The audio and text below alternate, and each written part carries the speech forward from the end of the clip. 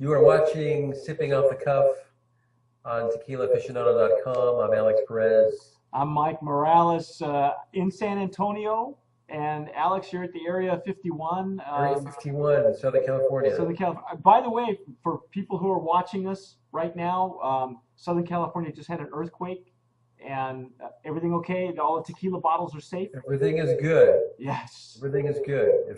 If all of a sudden you see me dive under the table, You'll know you know why. something's going on. Well, you got a lot of glass in here. Yeah, you're going to have to go. A lot of glass in here. Stop, drop, and roll, man. But no, everything's good. Good. Didn't lose any bottles. Oh, thank goodness. Especially tonight, because tonight we have Mexican Moonshine, which is Roger Klein's Mexican Moonshine, and we have just for the sake of letting you know, we here on our end are working on an article with Roger Klein. We had a chance to sit in the bus with him and talk to him about how he came up with Mexican Moonshine. It was a great time. Not just any bus, right?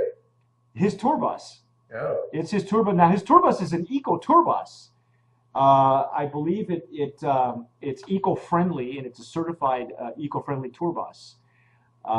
He's very ecologically minded.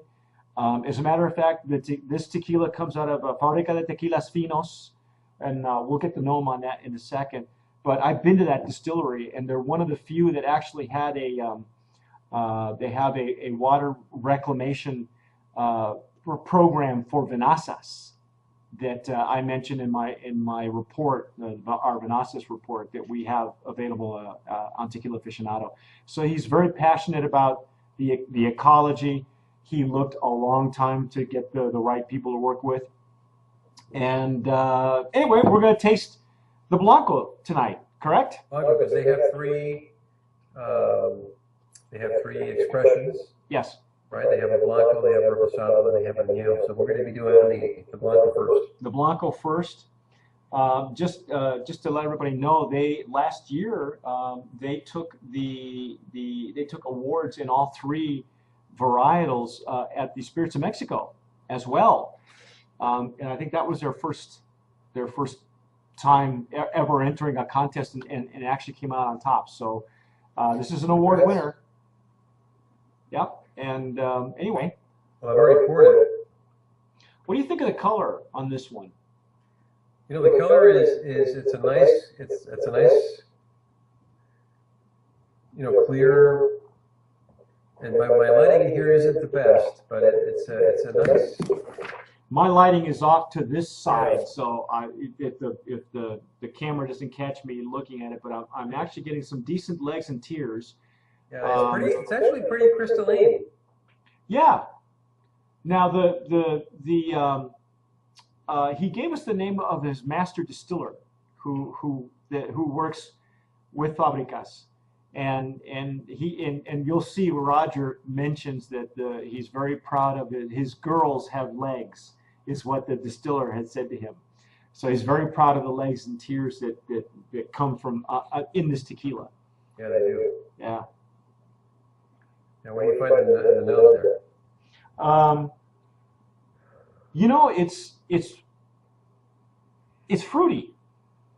I get a fruit, a little baked agave. Yeah, the baked agave is very pronounced, I think. Actually, you know, it's not fruit, Alex. It's flowery almost. Maybe a little citrus, but maybe some flowers as well. Yeah, I get some citrus flavor smells. The flavor notes say this is a triple filtered,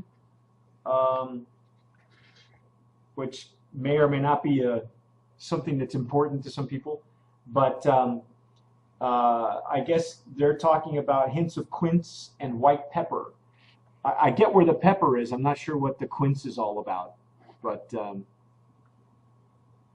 I love the nose. It's a very pleasant nose. It's a nice nose. It's a fruity to me more than flowery. Mm-hmm. Mm-hmm.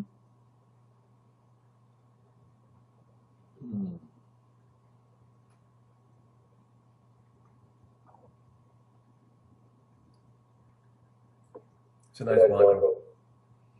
This is a nice sipper. Now, when we did the interview with Roger, he gives us his version of a margarita, which is probably it's a lazy man's margarita. He calls it a cheaterita.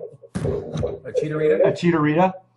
And it's basically this, some soda water, and over ice, and he's done. Maybe a little wedge of lime or something like that. Hey, are you paying $100 for a case of limes these days? There's a lime. There's a lime shortage. There's a lime mafia out there. It's a lime mafia. There's a lime mafia. They've created a shortage. Yeah. It's I think he's very happy with this Blanco because I believe he feels it's a great mixer, but I think it's a really good sipper as well. It's actually very good. I like it. It's got a short finish though. It's got a medium to short finish, so it's not it's not really overpowering. It really, I think it's balanced with the nose. What do you think? I think it is. It's a very nice sipper. Mm-hmm. Yeah, it's got the right level of alcohol on it too. Mm-hmm. At least in my palate. Yeah, I don't have it coating my palate on the Blanco, so you know that they went very sparingly with the glycerin on this, but I like it. I think it's bright. It's got that nice bright nose to it, and the flavor profile is actually right there. I guess the fruit that we're getting, I thought it was citrus, but they seem to call it quince. Quince or melon? Quince or melon. But I would be more apt to say it's probably a little bit more on the citrus side of it, but really nice. I like it a lot. I can see. Yeah, I would recommend it too. It won the silver medal at Spirits of Mexico, and we'll see how it competes with our brands of promise, this year for 2014. But anyway, that's what we're looking at here. This Roger Klein's Mexican Moonshine. Now, did he tell you why he's calling it Mexican Moonshine? Or Yes. As a matter of fact, and when we as we go through these, in the next tasting, in the next episode of sipping off the cuff, we'll give you little hints and things to look for before the article comes out. And he gave us the whole rundown. The next one that we'll be doing will be the Reposado, and actually the Reposado was the first one that they had come up with, and when we get to that in our next episode, I'll explain why he went Reposado first. So, but in the meantime, I'm Mike Morales. I'm Alex Perez, and you're watching Sipping Off the Cuff. And as always, sip wisely.